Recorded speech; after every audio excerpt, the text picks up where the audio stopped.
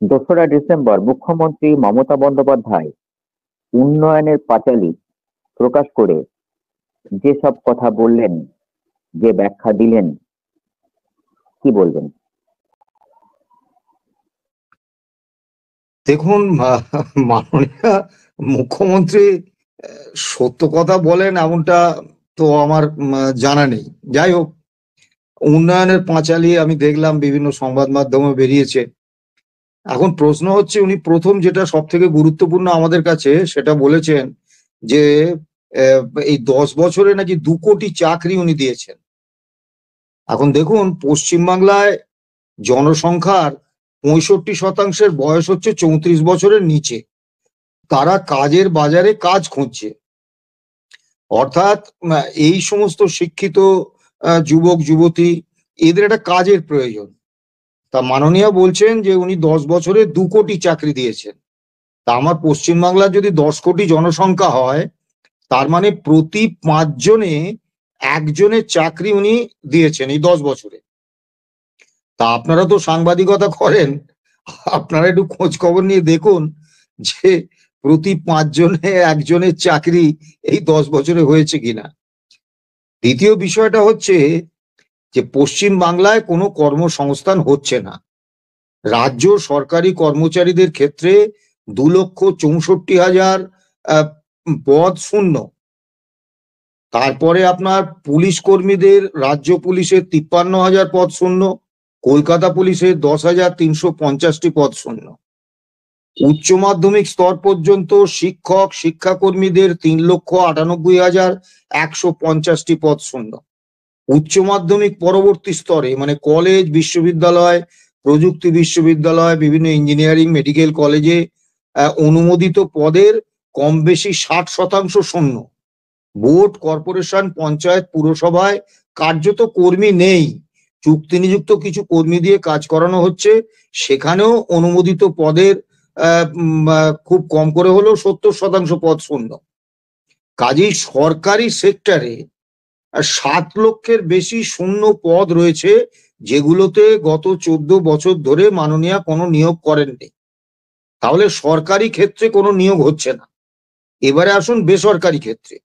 বেসরকারি ক্ষেত্রে সিঙ্গুরে একটা টাটাদের মতো আন্তর্জাতিক খ্যাতিসম্পন্ন একটা শিল্প সংস্থা, তাদের ওই 52টা অনুসারী শিল্প সহ একটা মোটর গাড়ি উৎপাদন কারখানা, সেইটা একেবারে উৎপাদন শুরুর মুখে, মানে সমস্ত হয়ে গেছে, একেবারে পুরো প্রায় 95% কাজ হয়ে গেছে, উৎপাদন শুরু হবে।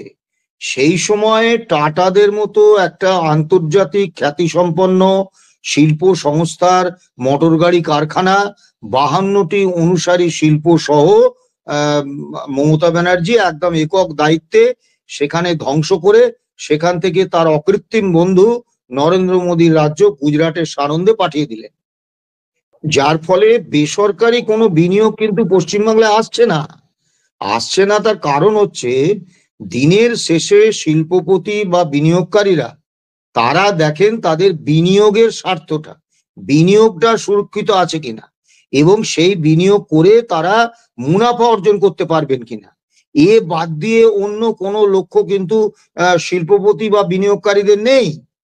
তা যার ফলে তারা দেখছেন টাটাদের মতো আন্তর্জাতিক খ্যাতিসম্পন্ন একটা শিল্প সংস্থা, সে যদি ওই 52টা অনুসারী শিল্প সহ এখান থেকে পাততাড়ি গুটিয়ে চলে যেতে বাধ্য হয়, তাহলে পশ্চিম বাংলায় বিনিয়োগ করাটা আদৌ নিরাপদ নয়। এবং যে কারণে দেখবেন গত 14 বছরে মাননীয় রাজত্বকালে পশ্চিম বাংলায় কার্যত কোনো বিনিয়োগ নেই। আজকেও আপনি দেখবেন খবরের কাগজে খবর আছে 6,500 বেশি সংস্থা, কর্পোরেট সংস্থা, তারা এখান থেকে পাততাড়ি গুটিয়ে চলে গেছে। এবার মাননীয়া প্রতি বছর একটা করে শিল্প সম্মেলন করেন, সেখানে নাচ গান হয়, উৎসব হয়, মাননীয়া গান বাজনা ইত্যাদি ইত্যাদি করেন, শিল্পপতিরা ঢালাও বিনিয়োগে প্রতিশ্রুতি দেন, কিন্তু সেই বিনিয়োগের বাস্তবায়ন কিন্তু হয় না। এ পর্যন্ত শিল্প সম্মেলনগুলোতে মাননীয় মুখ্যমন্ত্রী যত অর্থ মানে অর্থাঙ্কের বিনিয়োগের কথা বলেছেন, তার থেকে মাত্র 3% বিনিয়োগ প্রস্তাব এসেছে। অর্থাৎ উনি যদি 100 টাকা বিনিয়োগ হবে বলে থাকেন, তাহলে 3 টাকার বিনিয়োগ প্রস্তাব এসেছে। সেই 3 টাকার বিনিয়োগ প্রস্তাবেরও কতটা কার্যকর হয়েছে তার কোনো তথ্য কিন্তু রাজ্য সরকার দিচ্ছেন না। অর্থাৎ বেসরকারি ক্ষেত্রে পশ্চিম বাংলায় বিনিয়োগ নেই। তা বিনিয়োগ না থাকলে তারপরে একের পর এক কারখানা উঠে যাচ্ছে। তা বিনিয়োগ না থাকলে কারখানায় যদি উঠে যায়, তাহলে পশ্চিম বাংলায় বেসরকারি ক্ষেত্রে বিনিয়োগটা হবে কি করে? যার ফলে পশ্চিম বাংলায় বেসরকারি ক্ষেত্রেও কোনো বিনিয়োগ নেই, যার ফলে যে কারণেই লক্ষ লক্ষ বেকার যুবক যুবতী তারা পশ্চিম বাংলার বাইরের রাজ্যগুলোতে কাজ করতে যাচ্ছেন। সেখানে বাংলা ভাষায় কথা বলার অপরাধে তাদেরকে বাংলাদেশি বলে চিহ্নিত করা হচ্ছে। স্থানীয় স্তরে তারা স্থানীয় অধিবাসীদের দ্বারা নির্যাতনের শিকার হচ্ছেন। আবার ক্ষেত্র বিশেষে পুলিশ তাদের হয়রানি করছে, গ্রেপ্তার করছে। এমনকি এরকম ঘটনাও ঘটছে যে তাদের কিছু লোককে বাংলাদেশি সন্দেহে তাদেরকে বাংলাদেশে পুশব্যাক করে দেওয়া হয়েছে। যার ফলে তারা কিন্তু এতটাই তারা মরিয়া যে পশ্চিম বাংলায় কোনো কর্মসংস্থান নেই। এই জন্যই লক্ষ লক্ষ বাংলার বেকার যুবক যুবতী তারা এই রকম একটা মানে বিপজ্জনক পরিস্থিতির মধ্যেও ভিন রাজ্যে যাচ্ছেন কাজ খুঁজতে। আর মাননীয়া বলছেন যে উনি বছরে 2 কোটি চাকরি, এই 10 বছরে 2 কোটি চাকরি দিয়েছেন। তা কাজে এইসব শূন্যগর্ভ আস্ফালনের কোনো মানে হয় না। পশ্চিমবাংলার যে বর্তমান পরিস্থিতি, কর্মসংস্থানহীনতার যে তীব্র একটা সংকট, এটা মাননীয় মুখ্যমন্ত্রী পরিকল্পিতভাবে তৈরি করেছেন। এবং তৈরি করে তিনি যেটা করছেন, কৃতদাস মালিক সুলভ একটা ভূমিকায় তিনি চুক্তি শ্রমিক হিসেবে কাউকে 600 টাকা, কাউকে 1666 টাকা, কাউকে 2000 টাকা, কাউকে 4000, 5000, সর্বোচ্চ 10,000 টাকা দিয়ে নামমাত্র বেতনে কোন রকম সামাজিক সুরক্ষা না দিয়ে তাদের দিয়ে 12 ঘন্টা, 14 ঘন্টা, 16 ঘন্টা সরকারি কাজ করিয়ে নিচ্ছেন।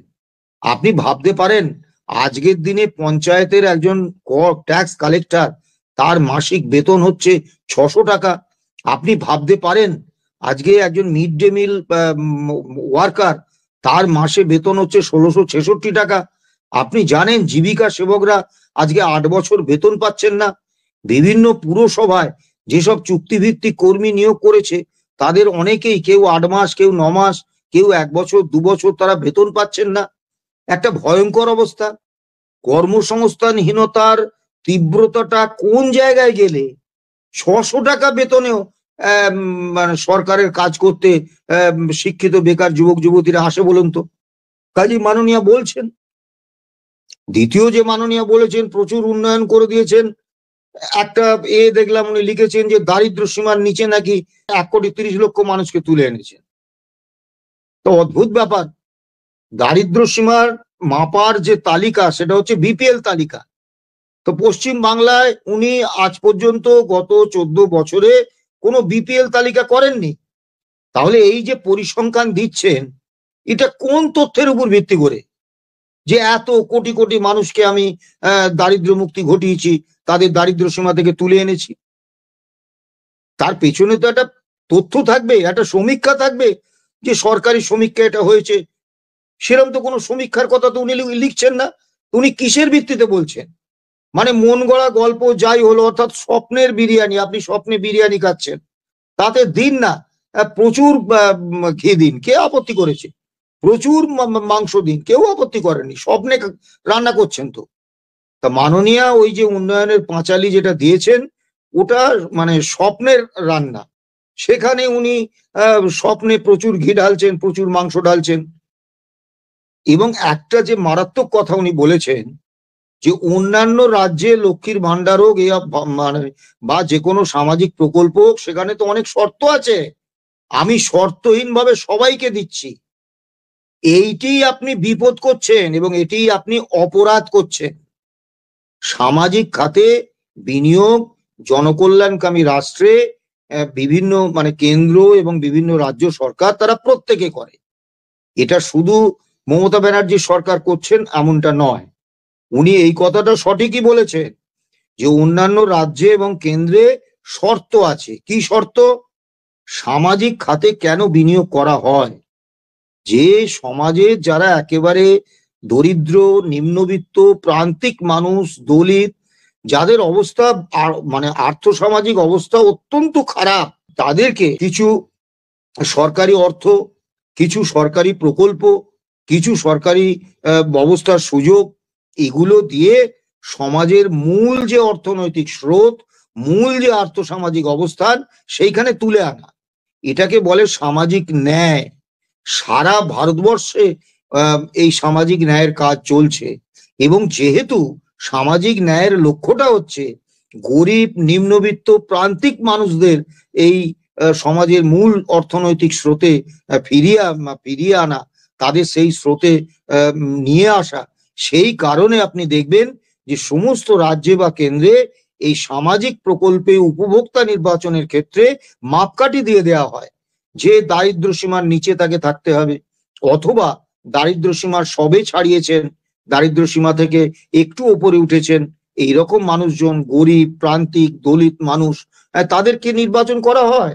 এবং সামাজিক প্রকল্পে উপভোক্তা নির্বাচনে রাজ্য বা কেন্দ্র সরকারকে অত্যন্ত সতর্ক থাকতে হয় যে যাতে করে এই সামাজিক প্রকল্পের সুফল শুধুমাত্র গরিব, নিম্নবিত্ত, প্রান্তিক, দলিত, মানে একেবারে সমাজের নিচের তলার যে মানুষ, যাদের প্রয়োজন, তাদের কাছে যাতে পৌঁছয়। তা পশ্চিম বাংলায় মাননীয়া এটা সঠিক বলেছেন, ওই ওনার পাঁচালিতেই একটাই সত্যি কথা আছে, উনি শর্তহীনভাবে সকলকে দিয়ে দিচ্ছেন। এটা অপরাধ। আপনি কেন দেবেন? ধরুন একটা সবুজ সাথী সাইকেল, সেই সাইকেলটা একটা গরিব মানুষ যার বাড়িতে একটাও সাইকেল নেই, বহু দূর থেকে স্কুলে পড়াশোনা করতে আসে, তাকে যদি একটা সাইকেল দেওয়া হয় সেটা অবশ্যই সমর্থনযোগ্য। কিন্তু একজন ধনী, কোটি কোটি টাকার মালিক, যাদের বাড়ির কেউ সাইকেল চাপে না, যাদের বাড়িতে 10টা, 20টা, 25টা মোটরসাইকেল, 4 চাকার গাড়ি, তাদেরকে কেন আপনি সরকারের পয়সায় ওই সবুজ সাথী সাইকেলটা তুলে দেবেন? কিংবা ধরুন এই 5 লক্ষ টাকার যে বীমা, স্বাস্থ্য সাথী, সেটা কেন আপনি কোটিপতি, সচ্ছল, অতি সচ্ছল তাদের হাতে তুলে দেবেন? এটা তো অন্যায়। মুখ্যমন্ত্রী নিজেই স্বীকার করে নিয়েছেন যে এই সামাজিক অপরাধটা তিনি করছেন। পশ্চিম বাংলায় সামাজিক খাতে মমতা ব্যানার্জির সরকার গত অর্থবর্ষে বরাদ্দ রেখেছেন 99,016 কোটি টাকা, বিপুল পরিমাণ অর্থ। এই অর্থ কাদের প্রাপ্য? যারা গরিব, যারা নিম্নবিত্ত, যারা দলিত, যারা একেবারে নিচের তলার, অর্থনৈতিকভাবে নিচের তলার মানুষ, তাদের প্রাপ্য।